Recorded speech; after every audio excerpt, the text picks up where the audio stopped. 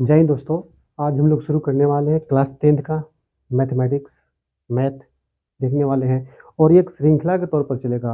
आपको हर एक चैप्टर का बारी बारी से सॉल्यूशन मिलते रहेगा।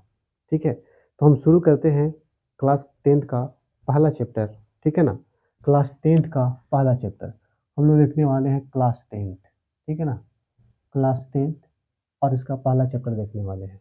अध्याय 1, अध्याय 1 देखने वाला है। ठीक है, इसका नाम क्या है? इसका नाम है वास्तविक संख्याएं।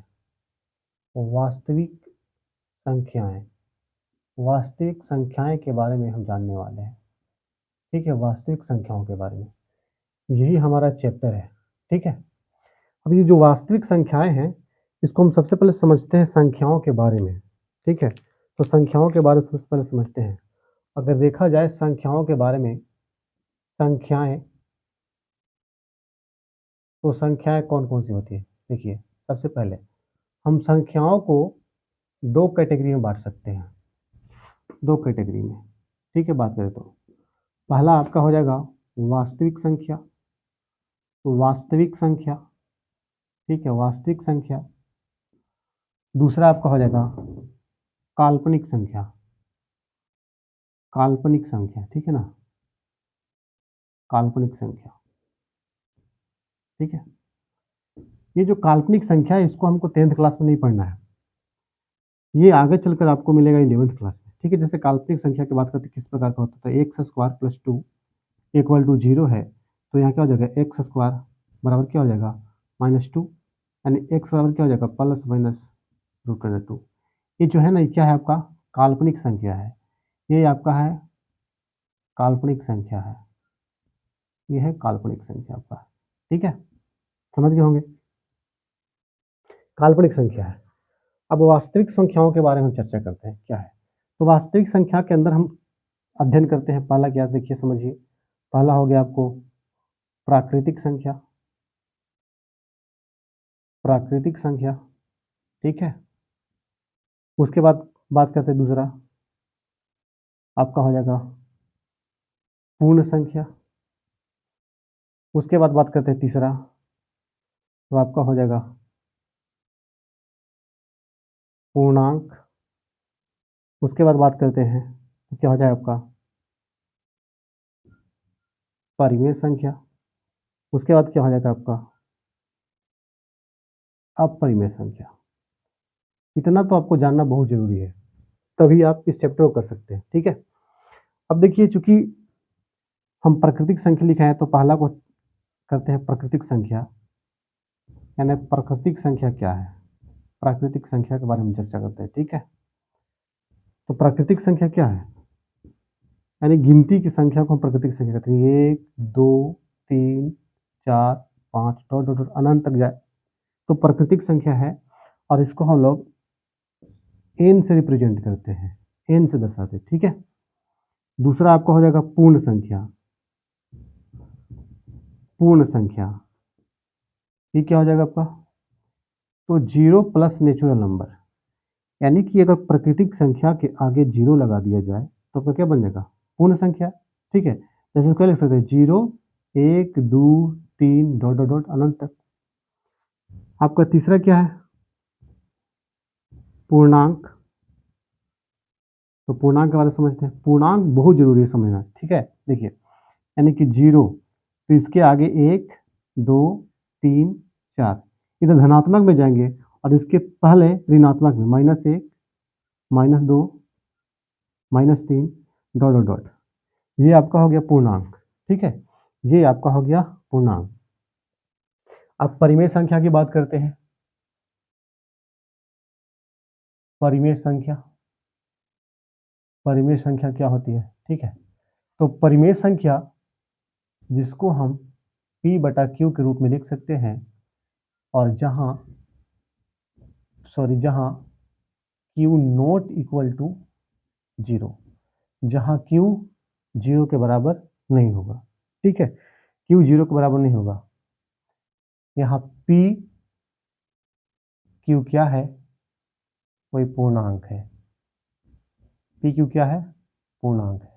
ठीक है, वह जो P और Q का जो HCF होगा कितना के बराबर होगा, 1 के बराबर होगा। HCF कितना के बराबर होगा, 1 के बराबर होगा। वही आपका क्या होगा, आपका होगा परिमेय संख्या। ठीक है, तो प्रश्न क्या है कि जरा समझिए कि क्या 0 एक परिमेय संख्या है? 0 एक परिमेय संख्या है? तो हाँ, 0 एक परिमेय संख्या है। क्यों? क्योंकि 0 को हम 0/1 लिख सकते हैं और यहाँ कहा गया है कंडीशन में कि Q 0 नहीं होना चाहिए, P तो 0 हो सकता है ना, तो Q 0 नहीं हो सकता, तो ये क्या है, परिमेय संख्या है। क्या है, परिमेय संख्या है। लेकिन यही बात किया जाए कि क्या 1/0 परिमेय संख्या है, तो ये नहीं है। ये क्या है, ये अपरिमेय संख्या है। अपरिमेय संख्या क्यों? क्योंकि आपका जो Q है ना, ये Q ये कितना बराबर हो गया, 0, और यहाँ लिखा हुआ है कि 0 नहीं होना चाहिए। ठीक है, तो ये परिमेय संख्या रहा। हम अब अपरिमेय संख्या की बात करते हैं। ठीक है, तो अपरिमेय संख्या कुछ इसी प्रकार का होता है। अपरिमेय संख्या, अपरिमेय संख्या के बारे में बात करते हैं। ठीक है, तो अपरिमेय संख्या देखते हैं। तो अपरिमेय संख्या क्या है, यानी जो P/Q के रूप का नहीं हो, अर्थात इसको कर सकते हैं क्या, रूट अंडर अभाज्य संख्या। अभाज्य संख्या, अगर कभी भी रूट में अभाज्य संख्या होगा तो वो अपरिमेय होगा। कभी भी रूट में अभाज्य संख्या होगा तो क्या होगा, अपरिमेय हो गया। जैसे बात समझिएगा क्या हो गया, आप लिखते हैं एग्जाम्पल के तौर पर समझिएगा कि लिखिएगा रूट अंडर 2, ये कौन सा संख्या है, 2 अभाज्य संख्या है। रूट अंडर 3 कौन सी संख्या है, अभाज्य संख्या है। रूट अंडर 4 ये कौन सी संख्या है, भाज्य संख्या है। तो ये तो नहीं होने वाला है अपरिमेय, ये तो परिमेय हो जाएगा। ठीक है ना, क्योंकि इसका वर्गमूल 2 हो जाएगा। लेकिन रूट अंडर 5 ये क्या होगा, अपरिमेय हो जाएगा ना। रूट अंडर 7 यानी कि जो भी रूट में होगा और जो अभाज्य संख्या होगा जिसमें हम भाग नहीं लगा सकते हैं, ठीक है ना, वही क्या होगा, आपका अपरिमेय संख्या होगा। ये है आपका पहला चैप्टर का बेसिक। थोड़ा जो इसमें इम्पोर्टेंट है जो हम पढ़ने वाले हैं, इसमें जो रखता है उसको बारे में बताते हैं, जैसे कि यूक्लिड विभाजन परिमेयिका को, इसको आप स्क्रीनशॉट कर सकते हैं। ठीक है, चलिए आगे देखते हैं। इसमें मेन जो टॉपिक है आपका क्या है, इसमें मेन आपका जो है ना, आपको देखना है यूक्लिड विभाजन परिमेयिका को समझना है। ठीक है, जो यूक्लिड विभाजन परिमेयिका है उसके बारे में समझना है। तो कैसे समझेंगे, देखिए समझिएगा बात को। यूक्लिड विभाजन परिमेयिका,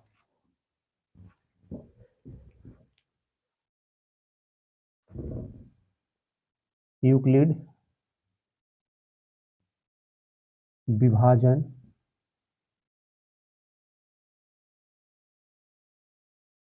प्रमेय, यही समझना है आपको। इसमें होता है a बराबर BQ प्लस R, a बराबर BQ प्लस R। R जो यहाँ होता है ना, ये शेषफल का काम करता है, शेषफल का काम करता है। ठीक है, और Q आपका काम करता है भागफल का। ठीक है, और B काम करता है भाजक का। तो A किसका काम करेगा, भाज्य का। अगर कुल मिलाकर बात कर दिया जाए तो देखिए क्या हो जाएगा आपका, इसमें मल्टीप्लाई लगा दीजिए, इसमें ऐड लगा दीजिए, हो जाएगा क्या, भाज्य बराबर भाजक गुने भागफल प्लस शेषफल। ठीक है, भाज्य बराबर भाजक गुने भागफल प्लस शेषफल। अब देखिए हम समझते हैं बात, जैसे इसको प्रूव करते हैं, इस विधि से क्या निकालते हैं हम, HCF निकालते हैं। HCF निकालने के लिए इस विधि का प्रयोग करते हैं। इसमें जो होता है ना हमेशा, इसमें जो होता है हमेशा, जो HCF आएगा ना 1 के बराबर होगा। ठीक है ना, परिमेय संख्या HCF कितना, 1 के बराबर।